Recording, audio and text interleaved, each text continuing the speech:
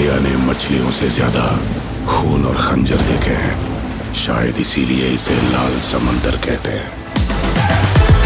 तारीख 24 मार्च 2022 जब पूरी दुनिया कोविड-19 से जूझ रही थी, तभी फिल्म इंडस्ट्री के हर्षद मेहता यानी अपने biggest risk taker Rajamouli sir की फिल्म आती है RRR, जो वर्ल्ड वाइड 1400 करोड़ कमाती है और ना सिर्फ तेलुगु सिनेमा बल्कि पूरी इंडिया को इस पर प्राउड फील होता है। लेकिन इस फिल्म से तेलुगु सिनेमा का एक ऐसा स्टार जिसे नॉर्थ इंडिया में गोल्ड माइन सब्सक्राइबर के अलावा कुछ ही और लोग जानते थे, उसे इतना ज्यादा फेम मिलता है कि सीधा India biggest production and distribution house YRR उसे अपनी फिल्म वॉर 2 में ऋतिक के अगेंस्ट विलन चूज करता है। तो भाई थंबनेल एंड टाइटल देखकर आप समझ ही गए होंगे कि आज हम किसकी बात करने वाले हैं। यंग टाइगर या जूनियर NTR, जिनके दद्दू NT रामाराव एक प्रोड्यूसर, एक्टर और इवन आंध्र प्रदेश के CM भी रहे, लेकिन नेपो किड होने के बावजूद भी जूनियर NTR को उनकी फैमिली से कोई सपोर्ट नहीं मिला। आज मार्शल आर्ट्स में ब्लैक बेल्ट होने के बावजूद भी एक टाइम पर जूनियर NTR की भोजपुरी एक्टर्स की तरह थुलथुली बॉडी और टोन निकल जाने की वजह से इंडस्ट्री के सारे लोगों ने इनसे मुंह मोड़ लिया था, लेकिन राजामौली ने इनका साथ दिया और जूनियर NTR ने ऐसा कमबैक किया जैसा इन्होंने खुद भी नहीं सोचा था। Well, rise of star series की 4th और कंप्लीट वीडियो है जिसमें हम बात करने वाले हैं तेलुगु सिनेमा के एक ऐसे जॉली और fun loving actor junior NTR की, जिनकी हिंदी उतनी ही अच्छी है जितनी शशि चचा की अंग्रेजी। वेल, राजामौली जैसे इतने बड़े डायरेक्टर इनके इतने अच्छे दोस्त कैसे बने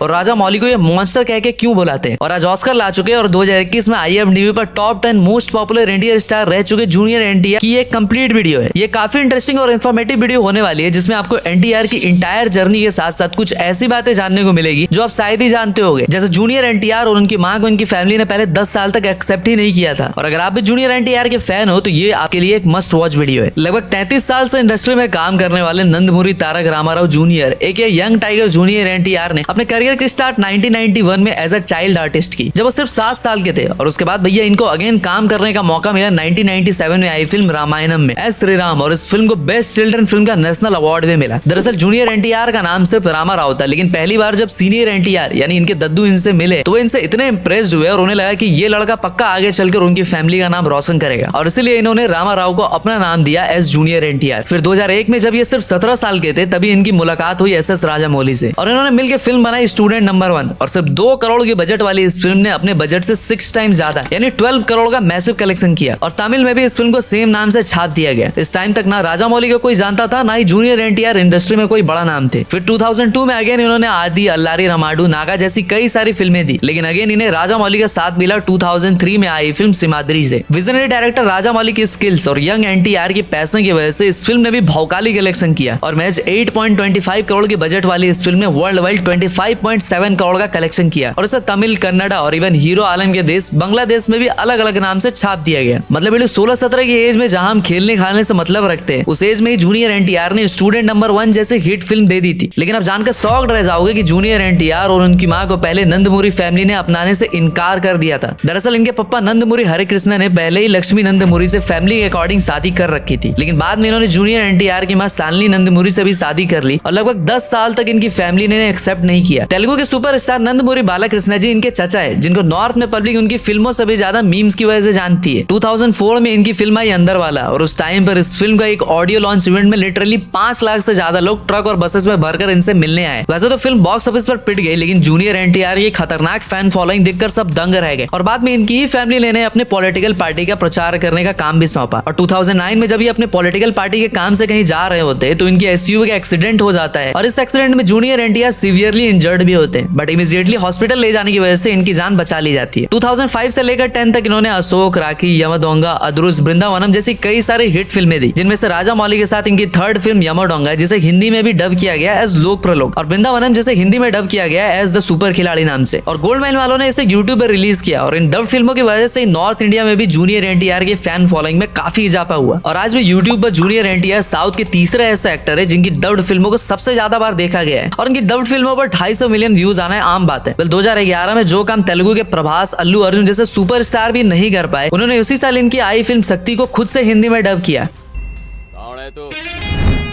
शक्ति क्या? ऊपर है भगवान, पिक्चर में सलमान, और तेरे आगे है शक्तिमान। और जिस तरह की डबिंग इन्होंने हिंदी में की है, आई डोंट थिंक सो आज भी कोई तेलुगु एक्टर ऐसा कर पाएगा। दरअसल जूनियर NTR एक शार्प माइंडेड और लिंग्विस्टिक स्किल वाले इंसान है, जो फ्लुएंटली 6 लैंग्वेजेस बोल सकते हैं, जैसे कि Telugu, Kannada, Hindi, Tamil, English and even Japanese भी।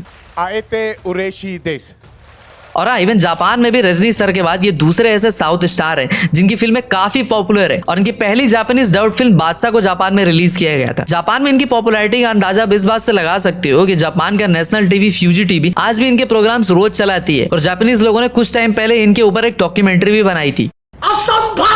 इसके बाद तो भैया इनकी करियर की गाड़ी ने नॉन स्टॉप एक से बढ़कर एक सुपर हिट और ब्लॉकबस्टर फिल्में दी, जैसे बादशाह, टेम्पर, नन्नाकू प्रेमाथु एक्सेट्रा। और 2016 में आई इनकी जनता गैरेज 135 करोड़ कमा के बाहुबली के बाद तेलुगु सिनेमा की सेकंड हाईएस्ट ग्रॉसिंग फिल्म भी रही, जिसे national award, best jury award जैसे कई सारे अवार्ड्स भी मिले। और फिर 2017 में अगेन उन्होंने जय लवकुश जैसी सुपर हिट फिल्म दी और 45 करोड़ के बजट वाली इस फिल्म ने 150 करोड़ का कलेक्शन किया। और सलमान भाई से इंस्पायर्ड होकर इसी साल इन्होंने तेलुगु में भी बिग बॉस स्टार्ट किया। 2018 जूनियर एनटीआर के लिए काफी सिग्निफिकेंट और गोल्डन ईयर रही, क्योंकि इसी साल इन्होंने अरविंद समेत वीर राघवन जैसी 160 करोड़ कमाने वाली सुपर हिट फिल्म दी। और इसी साल इनके सबसे अच्छे दोस्त राजा मौली ने इनके साथ आरआरआर अनाउंस भी की। गोविंदा और डेविड धवन जैसे राजा मौली और एनटीआर की जोड़ी ने भाई ना सिर्फ तेलुगु सिनेमा बल्कि पूरे इंडिया को प्राउड फील करवाया। और इवन एक बार जब एसएस राजा मौली से पूछा गया कि प्रभास और जूनियर एनटीआर में आपके सबसे अच्छे दोस्त कौन है, तो उन्होंने विदाउट हेजिटेशन जूनियर एनटीआर का नाम लिया। और जूनियर एनटीआर भी इन्हें इनकी ब्लॉकबस्टर फिल्मों की वजह से मॉन्स्टर कह के बुलाते हैं। इसके बाद तो भाई 4 साल तक इन्होंने खूब खून पसीना बहाया और 2022 में इनकी फिल्म आई आरआरआर। और इस फिल्म के लिए जूनियर एनटीआर ने जबरदस्त बॉडी भी बनाई और 550 करोड़ की फिल्म ने कैसे 1387 करोड़ का ग्रैंड कलेक्शन किया वो तो आप अच्छे से जानते ही हो। और इस फिल्म को टोटल 49 अवार्ड्स मिले, जिसमें गोल्डन ग्लोब से लेकर नाटू नाटू के लिए ऑस्कर भी शामिल है। इस फिल्म के बाद इन्होंने अपने दद्दू सीनियर एनटीआर से भी बड़ा नाम बनाया और अपने पूरे करियर में इन्हें अब तक 2 Filmfare, 2 Nandi award, cine award, SIIMA awards के अलावा भी और भी कई सारे अवार्ड्स मिले हैं। और राकेश रोशन के के की तरह जूनियर एनटीआर का फेवरेट नंबर 9 है और भाई इनकी सारी गाड़ियों के नंबर 9 से स्टार्ट होकर 9 पर ही खत्म होते हैं। तो अब आपको बताते हैं कि जूनियर एनटीआर की और कौन कौन सी फिल्में आने वाली है। नंबर 1 देवर है। वैसे तो इस फिल्म को अप्रैल 2021 में ही अनाउंस कर दिया गया था,